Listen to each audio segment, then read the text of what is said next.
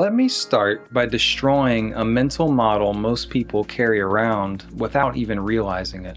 When people hear Bitcoin wallet, they picture something like a digital safe or a vault, a little encrypted box on your phone with coins rattling around inside.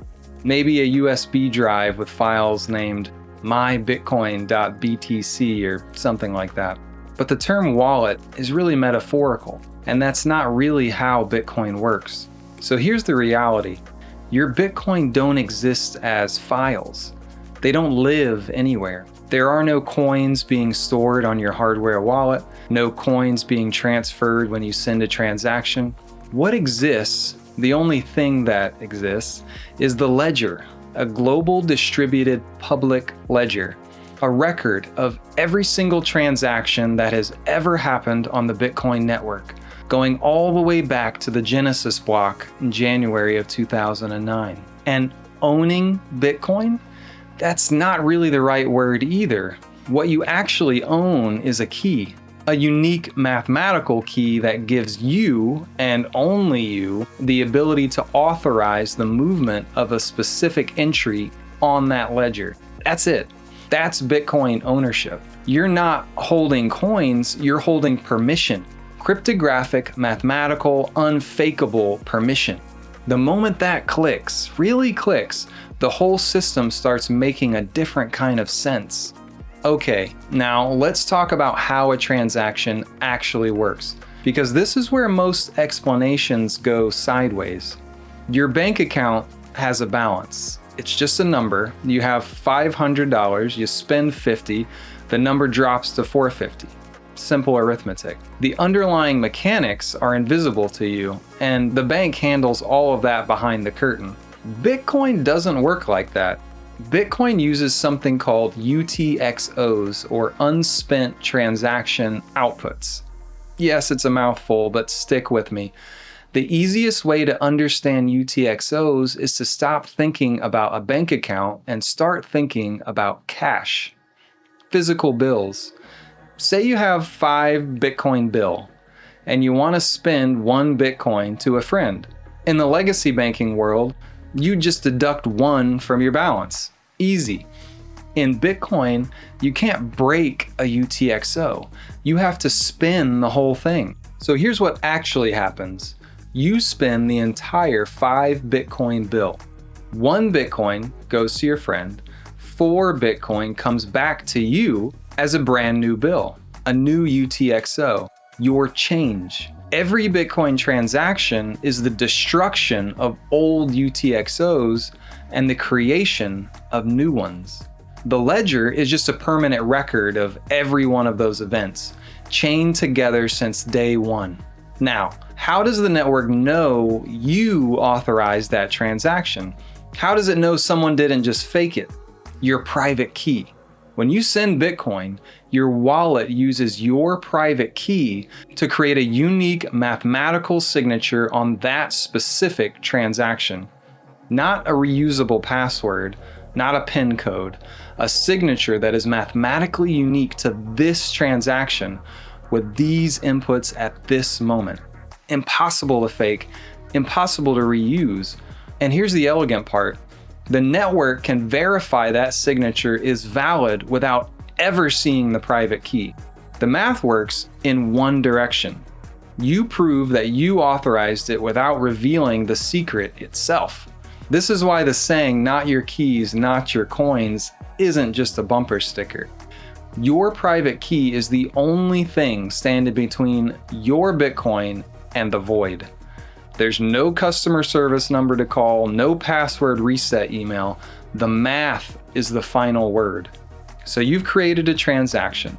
You've signed it with your private key. Now what? Your wallet broadcasts it to the network. And here's where I want to paint a picture for anyone who was online in the early 2000s. You remember LimeWire, BitTorrent, the old peer-to-peer file sharing networks where people would share music and movies and pictures? There was no central server. There was no computer that held all the music. Instead, thousands of users' computers were all connected to each other, seeding files back and forth. If you downloaded a song, you automatically started helping distribute it to other people. The more people had the file, the more unstoppable it became.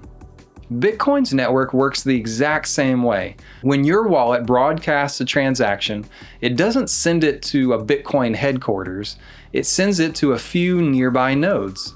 Those nodes verify that it's valid, check the signature, check that the UTXOs being spent actually exist, and then they pass it on to their neighboring node, and so on. Within seconds, your transaction is propagating across thousands of independent computers all over the world. No central server, no single point of control, no person that can be threatened. But at this point, your transaction is not confirmed yet, meaning it's not yet cemented in the blockchain. Your transaction lands in something called the mempool, the memory pool. Think of it as a waiting room, a holding area where valid, unconfirmed transactions sit and wait to be picked up. Satoshi built in a free market mechanism where miners pick transactions out of the mempool based on the fees attached. Higher fee, you jump the queue. Congestion on the network, the fee market heats up. Quiet day, you can move Bitcoin for fractions of a cent. It's a free market for block space.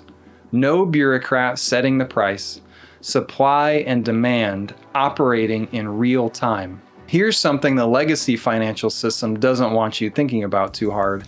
When you wire money through a bank, the fee scales with the amount. Moving $100, small fee. Moving $100,000, bigger fee. Moving 10 million, now you're having conversations with compliance officers, and the fee is a meaningful percentage of the transaction.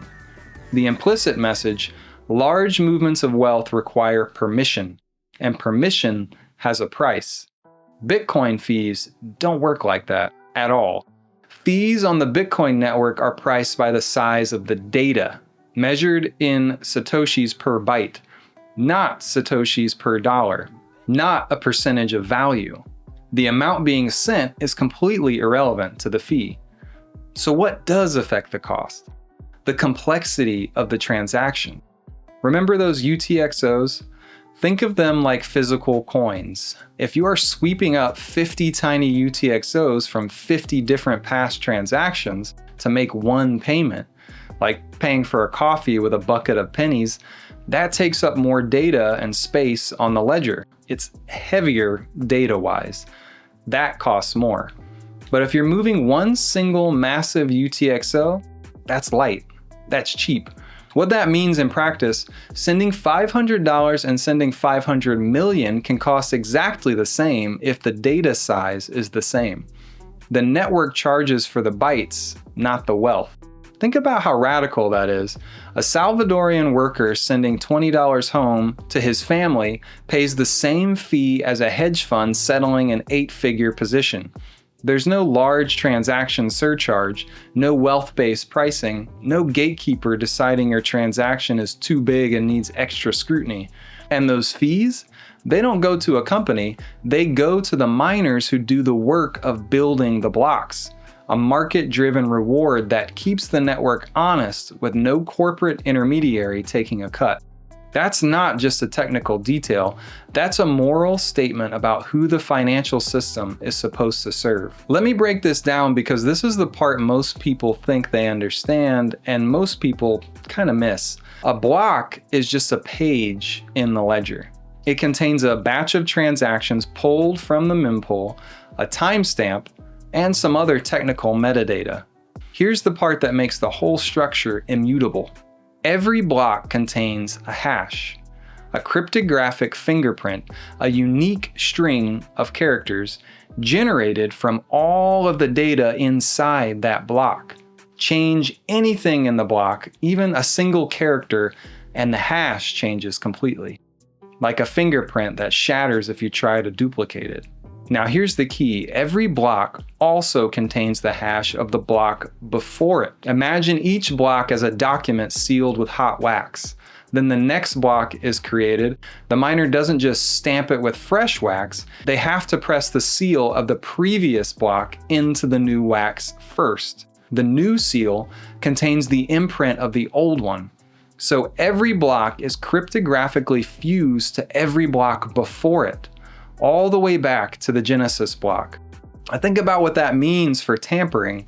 Say someone wanted to go back and alter a transaction from 3 years ago to change who received those funds. They'd have to change that block, but changing that block changes its hash. Now the next block's embedded hash no longer matches, so that block is broken too, and the one after that, and the one after that. To successfully rewrite history, you'd have to redo the cryptographic block from your target block all the way to the present, and outpace the entire honest network doing it in real time. We talked about those odds in the last video, the gambler's ruin. The probability collapses to essentially zero within just a few confirmations. Tampering isn't just difficult, it's physically, mathematically, economically insane. So when is a transaction final? The rule of thumb, about 6 confirmations. 6 blocks mined on top of yours, that's roughly 1 hour. At that point, the computational work required to reverse your transaction exceeds the output of a small nation's power grid. No hacker has that. No government has that, at least not deployed against a single transaction. The math has spoken. The transaction is done. Let me put that in contrast with the legacy system. Your bank can reverse a transaction, period, full stop. Your account can be frozen. Your funds can be seized, held, restricted, or confiscated with a phone call, a court order, or sometimes just a compliance algorithm that flagged your name. Your wealth in the legacy system is not yours. It's a balance the bank permits you to access under conditions they set, subject to rules that change without your consent. Bitcoin operates on a different principle entirely. Once a transaction is confirmed on the Bitcoin network, it is not a bank's decision. It's not a government decision. It is a law of physics. No one at Bitcoin headquarters can reverse it because there is no Bitcoin headquarters. No CEO can be pressured into freezing your account because there is no CEO. The network is thousands of independent nodes all over the world, each running the same open source code, each verifying the same rules. You didn't need a permit to download a song in 2004.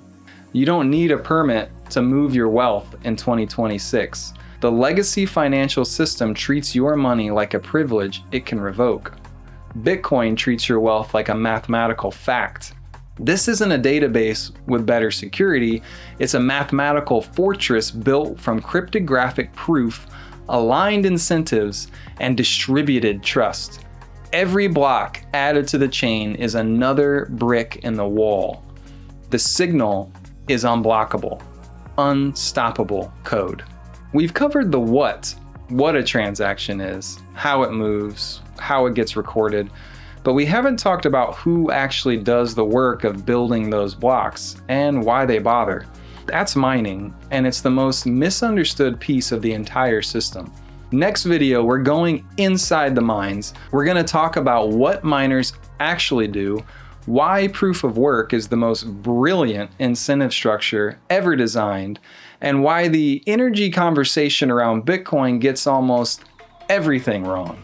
I'll see you there.